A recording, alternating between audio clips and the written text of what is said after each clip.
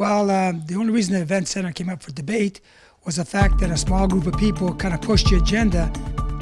And it looks like the press took it and ran with it, making it seem like there was a big movement to get this plebiscite. Fortunately, sanity sort of prevailed, and council voted to put an end to this sort of plebiscite talk at this stage. When Thunder Bay's event center fiasco could no longer be camouflaged, plenty of alleged culprits were offered up in sacrifice, and not one of them was on the city payroll. Because the federal government's final response to the City of Thunder Bay's broken record plea for funding for the event center would not arrive until after the election, City Council was insulated from the political fallout. Bad news in Thunder Bay can come only after an election, and then you've had 4 years to forget about it, but this time was different. It appears there never was a source of federal funding for the event center, and provincial funding, could it be sourced, would almost certainly be linked to a federal contribution. Citizens are frustrated. They don't know what happened. And they don't know why City Council hasn't been held accountable for the $4 or $5 million of taxpayers' money they sent up in smoke. And they're not humble about it. No one really knows how City Council came to believe that what this community really needs is an AHL hockey rink. Some believe they fell under the unfortunate influence of a celestial event. Still others believe that it came to them in their sleep.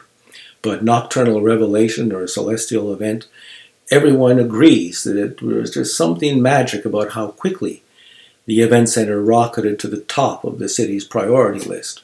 So they set about a study in 2009, and that study was pretty conclusive. If you want an AHL hockey rink, you're going to have to pay for it yourself. If that wasn't a strong enough introduction into reality, this certainly should have been. On March 16, 2011, the Prime Minister made national news with this declaration from Quebec City. We will not spend taxpayers' money on a professional sports arena or stadium in Quebec City, and we will not participate in such projects in Regina, Halifax, Edmonton, or my hometown Calgary. You either fund them all, or you don't fund any. We aren't financing the one here, and the same treatment will be applied equally across the country. That clears the air pretty much. The only thing that the Prime Minister didn't say was, pay attention, Thunder Bay City Council, this concerns you. Thunder Bay didn't get the message. 9 months later, the city commissioned a further feasibility study for a multi-million-dollar professional hockey rink with convention spaces. That was pretty interesting, considering they just got turned down for an $80 million facility a few months earlier. The idea was that if you add convention spaces to an arena, the facility then becomes fundable. With a nudge and a wink, you get your rink. In the words of the city manager. Good question. The federal program that we were looking at would not apply to anything dealing with an ice facility, but it certainly would deal with conference convention. The provincial government, they do have a number of different programs. They have the Heritage Fund. Some of them are capped at a certain number. So I think this would essentially be a project that we would hope we would be able to get in, and over time look to different types of programs. You're right that there's nothing there right now. Would this be a fair translation? The City of Thunder Bay is going to hoodwink the Government of Canada into reversing a national policy which the Prime Minister has taken great pains to reiterate, and nobody is going to notice. Kind of like saying, pay no attention to that $80 million hockey rink behind the curtain. The first thing that happens when an application goes to Infrastructure Canada is it's going to be examined for compliance. Adding convention spaces to an unfundable facility does not make it compliant. It's a contrivance. It would be recognized as such, and it would be dealt with accordingly. Wouldn't you like to have been a fly on the wall in Infrastructure Canada when this application arrived? Better make it dead on arrival. The city's feasibility study would not evaluate the potential for senior government support, and that was important. We'll come back to that later. Right now, the city was coming up to the 2014 election, and it wasn't looking good for City Council. The position of the Government of Canada hadn't changed. They weren't going to support these rinks. The province's position was that they weren't going to get involved in anything that the Government of Canada wasn't involved in, but it was all too late. The city had already spent millions of dollars of taxpayers' money on an arena with no chance of public funding, senior government funding. How would it be when they disclosed that to their constituents in a ward meeting? What follows is less about building an event center and more about getting elected. It's more about getting re-elected at any cost. Council was bewildered at the resistance, and they would hear none of it, and their response could be withering. Things came to a head. Reporting on a council meeting of March 17, 2014, a columnist wrote of the blatant disregard for public opinion. Citizens appearing before council to express their concerns reportedly were condemned by aggressive councillors who appeared impatient, irritated, and even hostile toward their fellow citizens. The need for a plebiscite was challenged and dismissed as a ridiculous notion. The mayor himself was irritated enough to make a few caustic comments while rolling his eyes at the ignorance of taxpayers. The column goes on to describe the most heartbreaking spectacle when Councillor Andrew Folds lambasted a female deputant in a rude, insensitive display of poor manners. At one point, he slammed a pile of technical papers on the desk in front of him like an angry teacher having a temper tantrum. The election was called a referendum on the event center.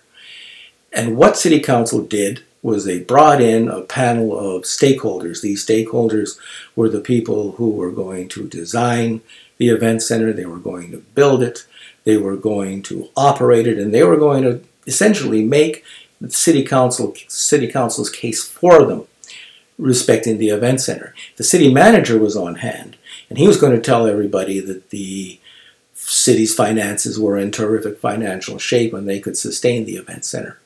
For all of that, the community didn't buy it. There were those that didn't see that there was a source of funding. They didn't see that there was a source of federal funding for it or provincial because it didn't exist. There were those who were involved in organized hockey in Thunder Bay all their lives, and they didn't think that the city could sustain an AHL team for any length of time. And then there were those who just didn't believe that the city's financial situation was as rosy as had been disclosed. Let's be clear, going into the election, the city knew full well the event center didn't qualify for a government program. Consider this clip from the mayor's debate. At this time, it's just us taxpayers praying the federal government will change their national policy for our community, and that the province will have enough extra millions to do this. Mr. Boshkoff told the truth, but nobody was listening. City Council betrayed our trust when they ran on an event center contingent on federal funding when they knew full well that funding was unavailable. At best, this is shoddy public policy. At worst, it is outright deception. Why do people have to tell lies? Usually it's because they want something. They're afraid the truth won't get it for them.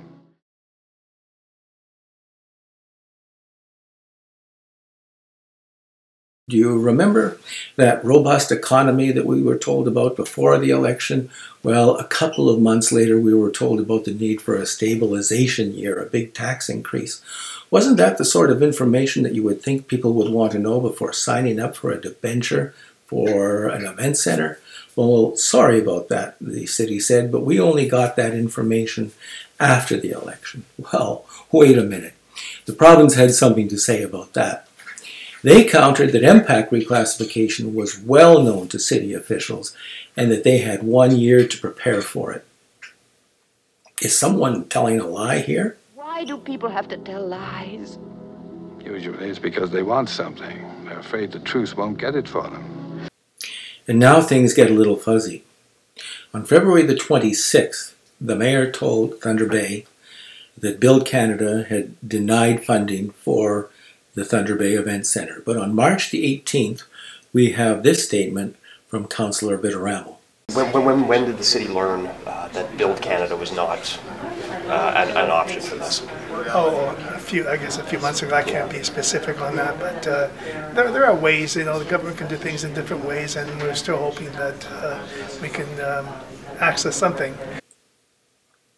We better listen to that again. When did the city learn that Build Canada was not an option for this? I guess a few months ago. I can't be specific on that. So council appeared to know months before they told us. And you have to ask to pay no attention to the bird behind the curtain. If so, why would they withhold that information from us? Was it because they knew that people were already upset because of the financial revelations? Was it because the information came down so close to the election that people would have thought this looks kind of suspicious? And then for that matter, when did that information come down? Was it before the election? And when the government of Canada denied that funding, did they not tell them that it was because they didn't fund pro sports arenas? Of course they would have. And then if that is the case, why all the drama surrounding the application for funding from the gas tax when they knew full well that it would be immediately denied as it was? Council knew all along that there was no hope of funding for the event centre. The problem that they had was trying to make the event centre look like it was still alive through the election. And then they had to find a way to dribble out the bad news after the election. But the truth is, the event centre was dead in 2009. It was buried in 2011. The search had to go out now for a fall guy. Who was going to be responsible? Well, it would be the government of Canada. They would blame everyone from middle-level managers to cabinet ministers, with even an oblique reference to the Prime Minister's office. And why not? They were perfect for the frame. They had no sitting members in the city of Thunder Bay, and the government was very unpopular, so they were accused of everything from micromanaging our infrastructure to stringing municipal officials along. The daily newspaper agreed. It said that Thunder Bay received grubby treatment from Ottawa, and they challenged the notion that the government of Canada doesn't fund professional sports arenas.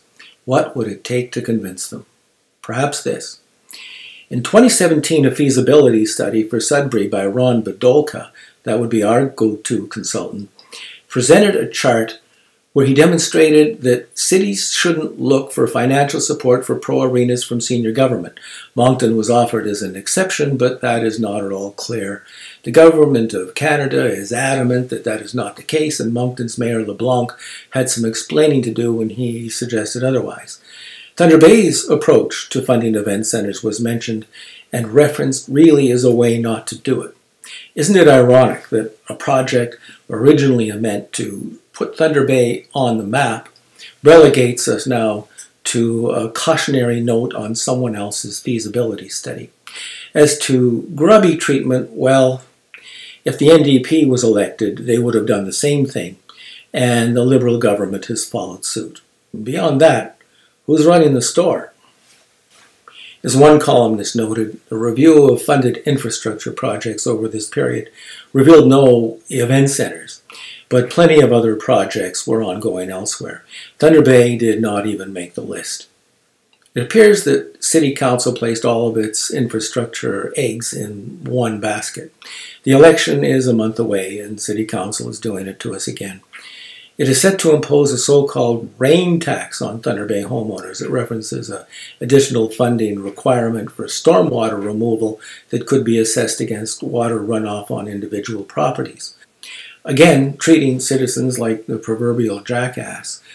A carrot is being dangled in front of us. After squandering wheelbarrows full of money on the event centre, a multi-million-dollar soccerplex is now on offer. Our water treatment plant has been in a state of emergency since 2012 when it failed. Criminal gangs once unheard of in Thunder Bay are now an everyday concern, as is drug addiction.